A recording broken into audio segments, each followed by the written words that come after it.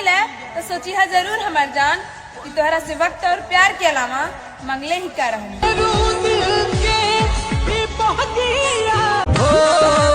भाई हमार एगो शख्स पे हमके बहुते भरोसा रहे, जन पल भर में उ तोड़ देहलस। कि एगो शख्स पे हमके बहुते भरोसा रहे, जन पल भर में उ तोड़ देहलस। हमार भाई ओकरा खातिर हम हर रिश्ता नाता छोड़े खातिर तैयार रहनी, ओकरा साथे जिए के बस सहारा रहे, लेकिन उ दूसरा के पहिला पे हमके छोड़ देहलस। करेजा केहू और खास हो गई तो हमके गैर बतैबा नु करबा, कि केहू और खास हो गई तो हमके गैर बतैबा नु करबा। हमार जान हम कैसे तोहरा के भुला दी, तो हमार पहला प्यार हवा, हर पल याद अइबा नु करबा। याद तो हर भाई हमार कि प्यार मोहब्बत कसम वादा सब तोड़ जाने सन, कि प्यार मोहब्बत कसम वादा सब तोड़ जाने सन। पहले प्यार से दिल लगाई है, फिर आदत लगा के छोड़ जाने सन। दिल टूट के भाई हमार एगो शख्स के हम अपन दिल में बसवले रहनी, ओकर नाम अपने हाथ में लिखवले रहनी। कि एगो शख्स के अपन दिल में बसवले रहनी, ओकर नाम अपन हाथ में लिखवले रहनी। आज वह हमके अकेला छोड़ के चल गई, जेकरा के हम अपन सच्चा दिल से प्यार कैले रहे। दिल टूटला के कवनो होला ना।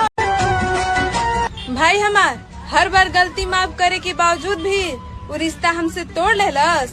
कि हर बार ओकर गलती माफ करे के बावजूद भी वो रिश्ता हमसे तोड़ लेलस, और हमारे साथ धोखा करत करत वो दूसरा से रिश्ता जोड़ लेलस।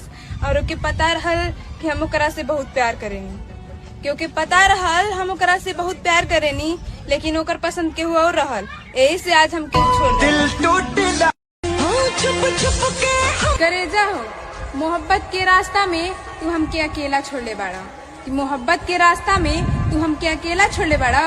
करेजा हम तोहरा के कबो माफ ना करब, काहे कि दूसरा के मिलने के बाद तू हमार दिल तोड़ले बाड़ा। करेजा हो, हम तोहरा से कितना प्यार करेनी ये बात के तोहके एहसास नहीं थे। कि हम तोहरा से कितना प्यार करेनी ये बात के तोहके एहसास नहीं थे। हमार जान तोहार प्यार खातिर हम कुछ भी कैसे खेनी, और तोहार खुशी बा दूसरा से बात करे में ना, तो जा बात कर ला। अब हम तोहार खुशी भी ना देखी, इतना गिरल भी किरदार नहीं थे। कि भाई हमार प्यार मोहब्बत के चक्कर में पड़ के हम अपन जिंदगी बर्बाद कर देहनी। कि प्यार मोहब्बत के चक्कर में पड़ के हम अपन जिंदगी बर्बाद कर देहनी। आज जेकरा से हम प्यार करेनी ओकरा के हमसे परेशानी बा, तो करे जा आज से तोहरा के भी हम आजाद कर देहनी। करे जाओ, जब मन करेला हमरा से बात करेला, जब मन करेला हमरा छोड़ देला। कि जब मन करेला हमरा से बात करेला, जब मन करेला हमरा के छोड़ देला। हमार जान ये हमार दिल है, कोनो खिलौना ना।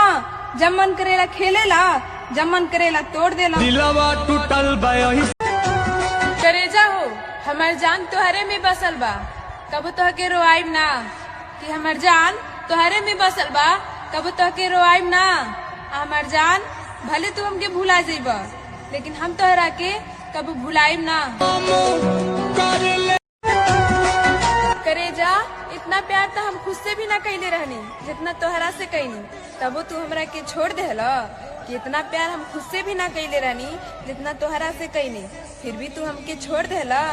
हमार जान किस्मत तो हमार खराबे रहे, एगो हमार दिल बचल, आज वो तू तोड़ देहला। दिल टूटला के करे जाओ, न कॉल न मैसेज, अब तो तू ऑनलाइन भी नहीं खेआवत।